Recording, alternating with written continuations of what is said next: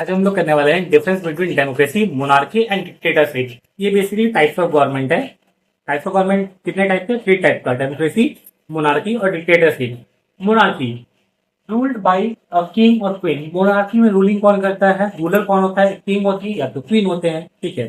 Democracy ruled by elected representative. Democracy में क्या होता है?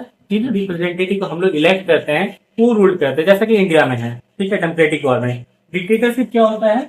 रूल्ड बाय वन डिक्टेटर और स्मॉल ग्रुप। डिक्टेटरशिप में क्या होता है? कोई एक डिक्टेटर रूल करता है या तो कोई एक ग्रुप रूल करता है। मतलब अगर इसे क्लैरिफाई करें तो मोनार्की में जैसा हम लोग देखा है, राजा का बेटा राजा बनता है, तो एक सिस्टम चला रहता है। ठीक है, कि राजा का बेटा राजा बनेगा। ठीक है। और डेमोक्रेसी में क्या होता है? हमारे चुने हुए रिप्रेजेंटेटिव रूल करते हैं। डिक्टेटरशिप में क्या होता है? जिसके पास पावर होता है वो अपने पावर के बेस पे रूल करता है। ना ही उसके फैमिली में कोई राजा होता है, ना ही उसे किसी ने चुना होता है as a democratic government.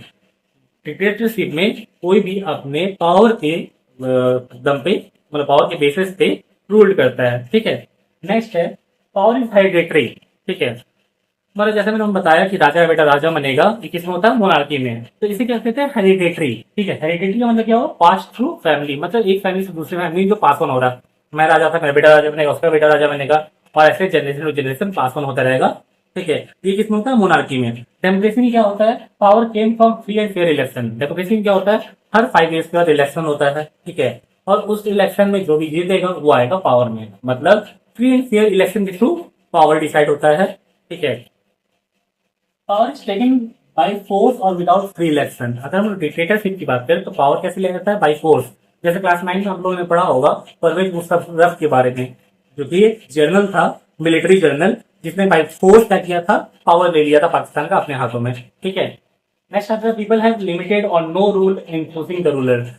Monarchy में क्या होता है कि पीपल लिमिटेड होते हैं, मतलब राजा एक या दो ही राजा का जो कैंडिडेट होता है, लाइक उसके लिए काबिल जो लोग होते हैं बहुत कम होते हैं राजा के लिए। ठीक है, तो कोई एक ही ऑप्शन होता है कि ये राजा होने, वो डिसाइड कौन करता है? राजा के जो प्रीवियस राजा होते हैं। ठीक है, जैसे राजा डिसाइड किया कि जो भी प्रिंस है ये आने वाले टाइम में राजा बन जाएगा, तो वहाँ ऑप्शन नहीं होता लोगों के पास, लोग खुद से चुने अपने राजा को। ठीक है, वहाँ ऑप्शन का अवेलेबिलिटी नहीं होता है। लेकिन हम लोग डेमोक्रेसी देखें तो डेमोक्रेसी में हमारे पास बहुत सारे ऑप्शन होते हैं जिनमें हम किसी बेस्ट ऑप्शन को चूज कर सकते हैं।